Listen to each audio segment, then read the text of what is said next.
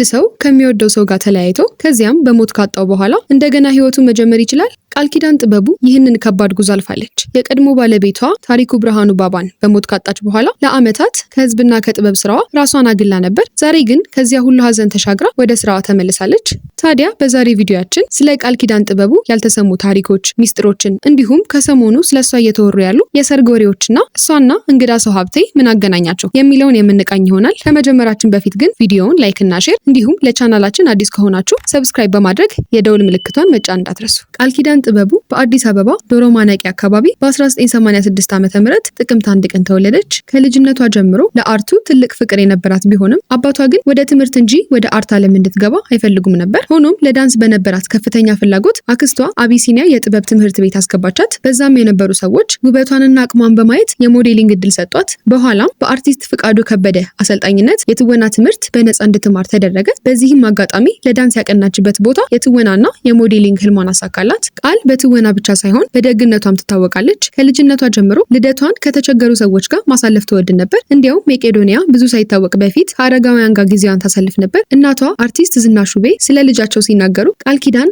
ለራሷ ከመጠቀም ይልቅ ለሌሎች ለመስጠት የምትቸኩል ደግ ልጅ ናት በማለት በስሜት ይገልጻሉ። ስለ ቃል ኪዳን የመተወን ችሎታ በኢትዮጵያ ካሉ ሴት አርቲስቶች መካከል አንደኛዋ ናት ማለት ማጋነን አይሆንም። በርካታ ፊልሞችና ተከታታይ ድራማዎች ላይ በመተወን የህዝብ ፍቅር አትርፋለች። ከሰራቻቸው በርካታ ስራዎች መካከል ሰምታ ይሆን እንዴ፣ ደስ የሚል ስቃይ፣ ሚስቴን ቀሙኝ፣ ምዕራፍ 2፣ መሐረቤን፣ ከደመና በላይ፣ እሱና እሷ እንዲሁም በርካታ ፊልሞች ይጠቀሳሉ። በተለይም ከደመና በላይ በተሰኘው ፊልም ላይ ባሳየችው ድንቅ ብቃት የዓመቱ ምርጥ ተዋናይት በመሆን ተሸልማለች። በዘመንና ትዝታ ፊልሞች ላይም በርካታ ሽልማቶችን አግኝታለች። ቃል ኪዳን ከታዋቂው ተዋናይና ዳይሬክተር ታሪኩ ብርሃኑ ባባ ጋር ትዳር መስርታ አንድ ልጅ ወልዳለች። መተዋወቃቸውም በፊልም ቀረጻ ቦታ በዕለቱ ዝንጥ ብለሽ ነይ በተባለችበት ቦታ በጂንስ ቲሸርትና ሲሊፐር በመጣችበት ወቅት ባባ በቀልድ አነጋግሯት የጀመሩት ወዳጅነት በኋላ ወደ ፍቅርና ትዳር አደገ። ሆኖም ትዳራቸው ለ3 ዓመት ብቻ ከቆየ በኋላ በተለያዩ ምክንያቶች በመለያየት አበቃ። ከዛ በኋላ ባባ በከባድ ህመም ተጠቃ። ቃል ኪዳን ቢለያዩም እንኳን የቀድሞ ባለቤቴና የልጅ አባት ነው በማለት በህመሙ ጊዜ ካጠገቡ ሆና ታስታምመው ነበር። በኋላ ግን ከእረኛዬ የድራማ ቡድን ጋር ወደ አሜሪካ በሄደችበት ወቅት በታህሳስ 2015 ዓ.ም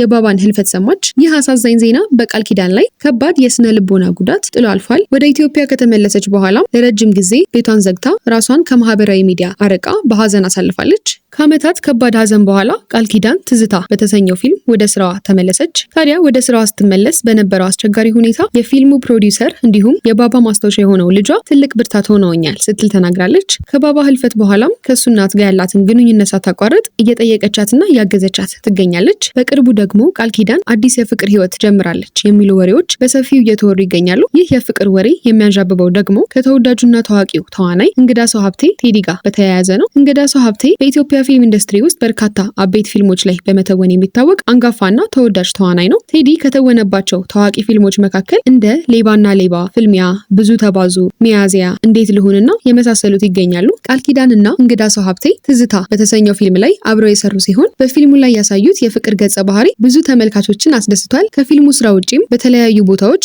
አብረው ሲታዩ የሚያሳዩት ቅርበትና የተነሷቸውን ፎቶዎች ሁለቱ አርቲስቶች ሊጋቡ ነው የሚል ትልቅ ጥያቄና ግምት በህዝቡ ዘንድ ፈጥሯል። ታዲያ ሁለቱም እስካሁን በይፋ ያረጋገጡት መረጃ ባይኖርም የቃል ኪዳን ደጋፊዎች ግን ከገባችበት ሀዘን ወጥታ አዲስ ህይወት በመጀመሯ ደስተኛ እንደሆኑ ይናገራሉ። እንግዲህ ተመልካቾቻችን የቃል ኪዳን ጥበቡ የህይወት ጉዞ ምንም ያህል ከባድ ፈተናዎችንና ሀዘን ቢያካትትም እንደገና ተነስቶ ጠንክሮ መቆም እንደሚቻል ትልቅ ማሳያ ነው። እናንተስ ስለ ቃል የህይወት ጉዞና አዲሱ የፍቅር ግምት ምን ታስባላችሁ? ሀሳባችሁን በኮመንት አጋሩን። ቪዲዮ ከተመቻችሁ ላይክና ሼር ማድረጋችሁ እንዳትረሱ። እንደዚህ ያሉ ትኩስና ያልተሰሙ መረጃዎችን ለማግኘት ቻናላችንን ሰብስክራይብ አድርጉ፣ እንዲሁም የደውል ምልክቷን ይጫኑ። እስከሚቀጥለው በአዲስ መረጃ እስከምንገናኝ ሰላም ቆዩልን። ይህ ልዩ መረጃ ነው።